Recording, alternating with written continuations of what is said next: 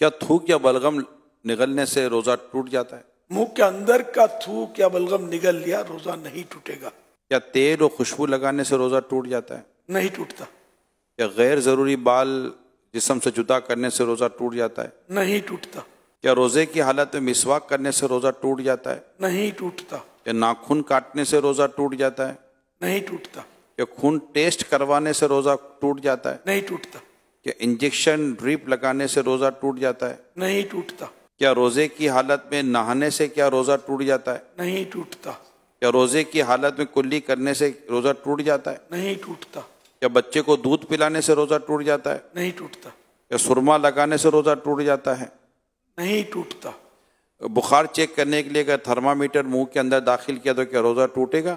نہیں ٹوٹے گا. Sugar test کرانے سے روزہ ٹوٹے گا؟ نہیں ٹوٹے گا. لپسٹک لگانے سے کیا روزہ ٹوٹے گا؟ نہیں ٹوٹے گا.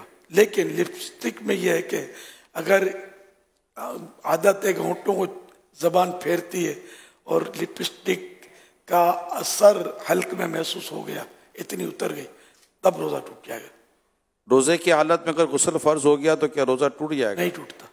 انسولین لگانے سے کیا روزہ ٹوٹے گا؟ نہیں ٹوٹے گا.